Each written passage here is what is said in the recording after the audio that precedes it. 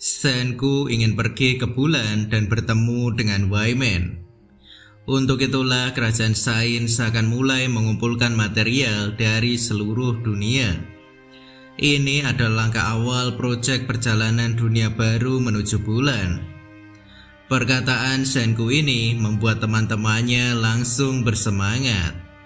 Karena dibanding petualangan yang sebelumnya, pergi ke bulan itu sudah beda level. Chrome semakin bersemangat melihat kehebatan sains yang semakin hari semakin hebat. Pagi berikutnya, Senku dan yang lain mulai membangkitkan orang-orang dengan cairan kebangkitan. Matsukase sangat terkesan dengan asam nitrat dan sains. Dia mengingat kejadian ratusan tahun yang lalu. Dia hanya bisa berandai-andai.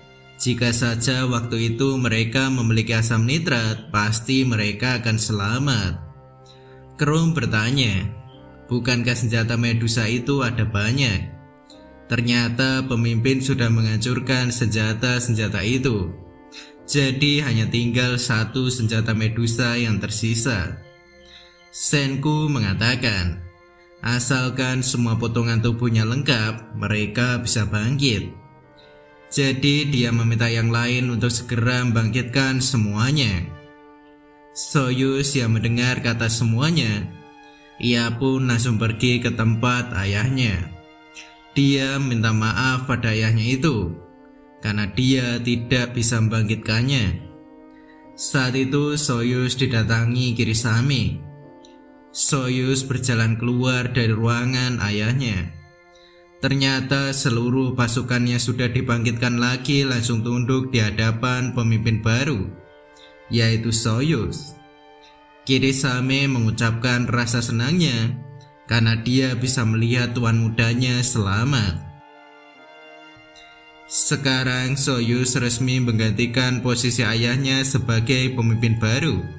Di samping hal itu, Senku, Gohaku, dan Suika tampak sedih melihat Soyuz yang tidak bisa membangkitkan ayahnya lagi. Hari berikutnya, Senku masih punya misi penting sebelum mereka berangkat. Misi yang dimaksud Senku ini adalah membuat Pulau Harta menjadi negara sekutu kerajaan sains. Sekarang ini kerajaan sains sedang mengerjakan mega proyek untuk melakukan perjalanan ke bulan. Jadi sudah pasti mereka akan butuhkan bantuan pulau itu. Senku ingin menjadikan penduduk pulau dengan sendirinya mau membantu kerajaan sains. Yang paling penting ialah sesuai niat sendiri. Saat itu Soyuz berkata untuk menyerahkan hal ini padanya. Sekarang dia ingin melanjutkan tugas ayahnya sebagai pemimpin di pulau itu. Jadi Senku menyerahkan tugas itu pada Soyuz untuk membuat sesuatu. Soyuz meminta bantuan penduduk pulau. Awalnya para penduduk masih ragu, namun mereka akhirnya mau membangun fasilitas yang ingin dibuat Senku. Para penduduk pulau bekerja sama dengan kerajaan sains. Mereka awalnya musuh. Sekarang mereka tampak berdamai dan bersama-sama membangun fasilitas di pulau itu. Ketika sedang membuat fasilitas, Chrome tidak melihat Senku dalam proses ini. Jadi Chrome pun langsung pergi untuk mencari Senku. Chrome melihat cahaya di mobil lab. Jadi dia langsung masuk ke dalam mobil itu. Ternyata Senku sedang membuat sesuatu di dalam mobil itu. Chrome melihat bubuk mesiu, garam, dan besi. Chrome menanyakan tentang apa yang akan dibuat Senku.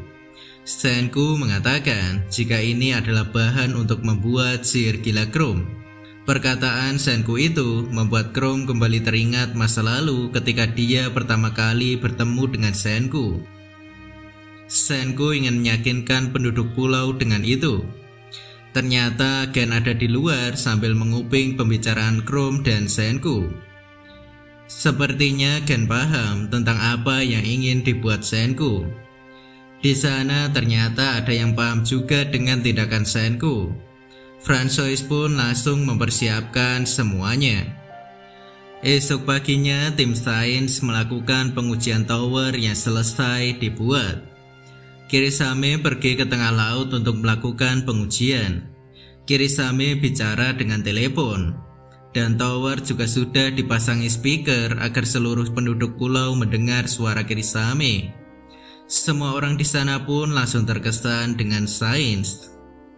Malam harinya, François ternyata sudah mempersiapkan festival untuk mengumpulkan semua orang di dekat laut. Mereka menikmati makanan yang dipersiapkan di festival itu. Semua orang tampak bahagia menikmati kebersamaan sambil makan-makan. Senku datang dan penasaran dengan apa yang terjadi dengan kumpulan orang-orang itu.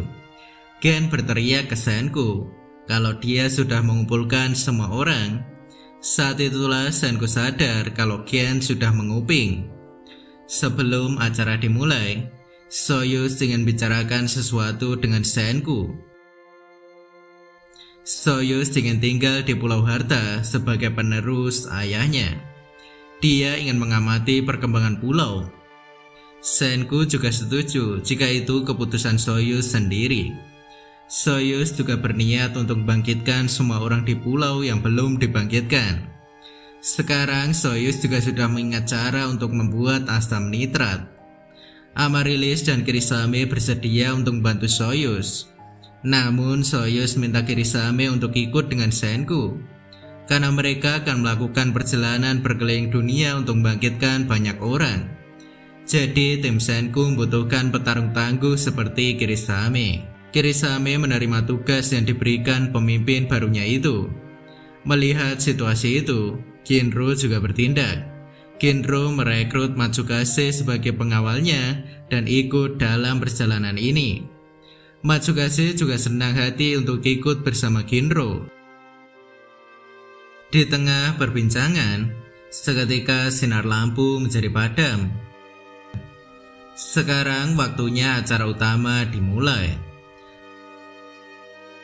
Krum berkata jembatan api pelangi level max. Kaseki langsung menghidupkan sumbu kembang api. Benar, acara utama hari ini adalah kembang api. Kembang api mulai bersinar di langit dan membuat semua penduduk pulau tertawa bahagia. Saat itu Gen berkata, kalau kembang api di zamannya digunakan untuk menenangkan arwah dan mengantarkan orang yang sudah meninggal. Jadi Gen menganggap kalau kembang api itu dibuat Senku untuk ditunjukkan pada Soyuz. Soyuz hanya terdiam dan meneteskan air matanya sambil mengingat wajah ayahnya. Sementara itu Senku sendiri juga teringat dengan Byakuya sewaktu dulu menonton kembang api bersama. Saat itu Byakuya berkata pada Senku kalau kembang api yang bersinar di langit itu adalah pemandangan yang dibuat dari bubuk mesiu. Dan sinarnya itu akan membekas di hati banyak orang dan menjadi harapan di masa depan. Pagi harinya Senku memandangi pohon yang menjadi tanda keberadaan Byakuya. Meskipun sekarang ini sudah menjadi serpian-serpian batu, Kohaku yang juga ada di sana mendengar perkataan Senku itu. Ia pun melompat ke atas pohon dan berkata kalau itu tidaklah benar. Dia sadar kalau semua orang mati pada suatu hari nanti. Akan tetapi kehendak mereka akan terus diwariskan ke masa depan. Dan para manusia menyebut itu sebagai sains. Bukankah Senku yang memberitahu hal itu? Hal ini pun membuat Senku kembali bersemangat. Dia akan melampaui para astronot dulu dan menginjakan kaki mereka di bulan. Ketika waktu menjelang siang, kerajaan sains berangkat dengan kapal Perseus. Ini menjadi perpisahan yang cukup mengharukan. Di dalam kapal, Senku berkata kalau mereka akan segera mengumpulkan material maupun orang yang berbakat yang dibutuhkan. Orang-orang di sana mulai membahas tentang kapal luar angkasa. Ukyo mengatakan kalau kapal antariksa Soyuz juga hanya bisa menampung sedikit orang. Jadi dalam perjalanan ini jumlah orang yang akan ikut terbatas. Untuk siapa yang ikut? Senku berkata kalau dia membutuhkan pilot dan ilmuwan. Tentu saja untuk kedua posisi itu sudah pasti Ryusui dan Senku. Lalu Ukyo berkata jika selanjutnya adalah tenaga pelaksanaan. Dan yang terakhir adalah orang yang kuat, karena mereka juga tidak tahu Wyman itu orang seperti apa. Magma sangat bersemangat. Dia bertanya apakah Senku akan melakukan turnamen pertarungan seperti dulu. Namun ternyata Senku sudah memiliki rencana lain. Kapal Perseus sudah tiba di kerajaan Sains. Mereka mendarat di sana sambil disambut oleh orang-orang dari kerajaan Sains. Chrome langsung turun dan mengatakan kalau mereka sudah mendapatkan senjata Medusa dan asam nitrat yang dapat menyembuhkan luka seperti apapun, yaitu Dr. Stone. Jadi sekarang saatnya mereka untuk membangkitkan Tsukasa.